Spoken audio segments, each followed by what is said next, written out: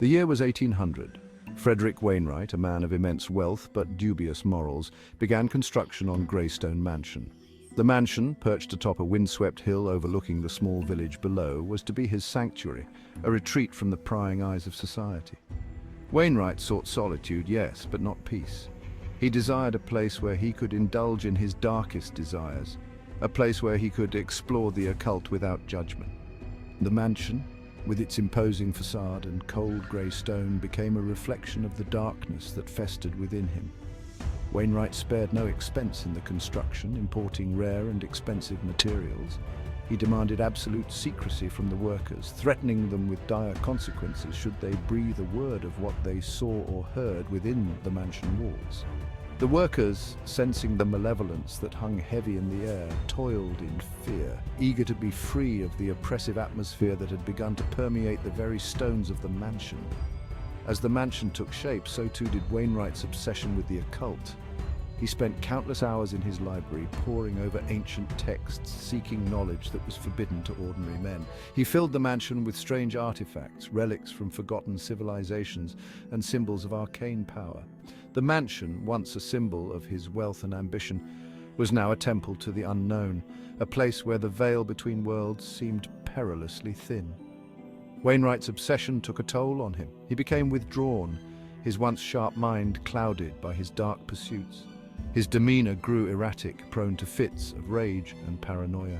He saw enemies everywhere, even in the shadows that stretched across the mansion's grounds as the sun began its descent.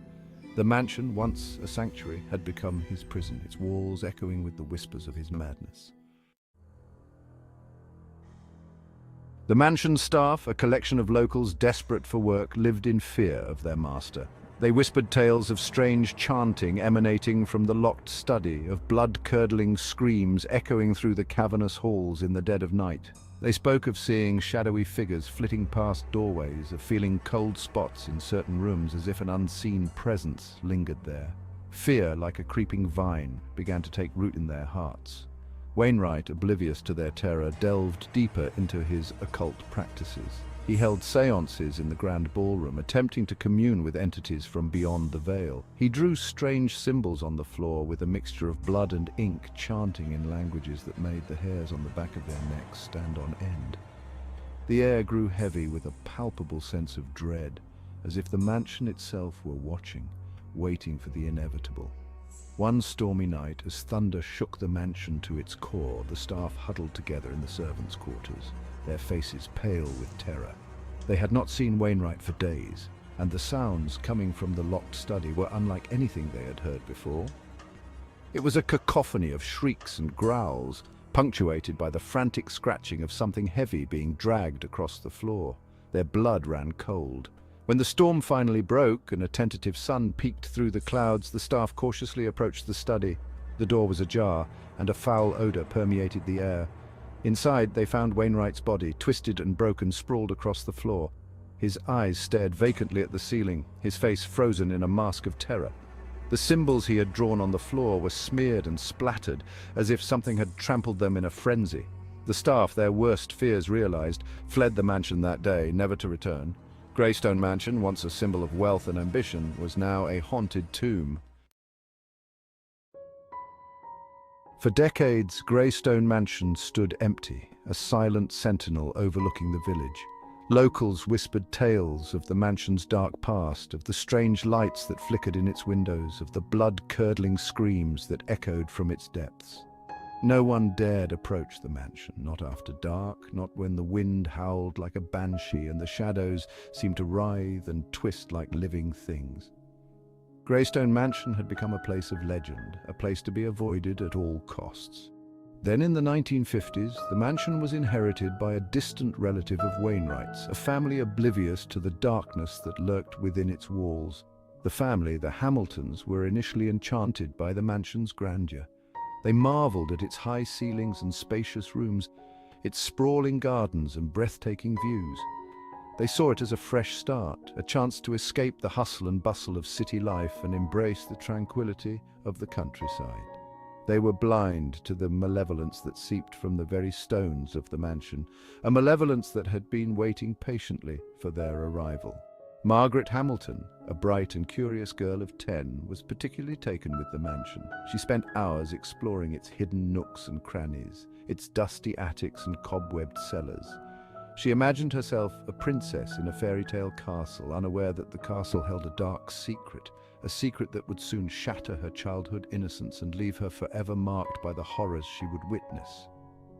The family settled in, their laughter and chatter echoing through the mansion's halls, a stark contrast to the silence that had reigned there for so long.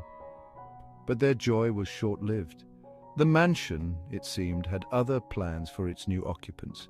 It was as if the very walls resented their presence, as if the darkness that had permeated the mansion for so long was stirring from its slumber, awakened by the presence of the living. The first sign that something was amiss was the oppressive atmosphere that seemed to permeate the mansion. Despite the sunshine streaming through the windows and the cheerful decor, there was a palpable sense of unease, a feeling that they were not alone. The air was perpetually cold, no matter how high they turned up the heat. A musty odor, like that of a long-sealed tomb, lingered in the air, clinging to their clothes and invading their dreams. Then came the strange occurrences. Objects moved on their own, disappearing from one spot only to reappear in another. Doors slammed shut without explanation, their heavy bolts seemingly manipulated by unseen hands. Footsteps echoed through the empty halls at night, slow and deliberate, as if something were pacing, watching, waiting.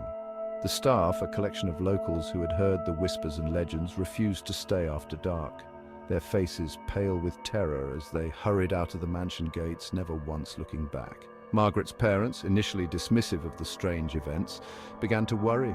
They tried to rationalize the occurrences, blaming them on drafts, old wiring, or their imaginations, but deep down, a seed of doubt had been sown. They couldn't shake the feeling that something was wrong, terribly wrong. The mansion, it seemed, was trying to tell them something, but they weren't sure they wanted to hear what it had to say. One evening, as the family gathered for dinner in the grand dining room, Margaret noticed something strange. She was staring out the window, her gaze drawn to the overgrown gardens, when she saw a flicker of movement in the shadows. It was a fleeting glimpse, but it was enough to send a shiver down her spine. It was the figure of a man, tall and gaunt, his features obscured by the darkness. He stood at the edge of the trees, watching the mansion with an intensity that made her skin crawl. She blinked and he was gone.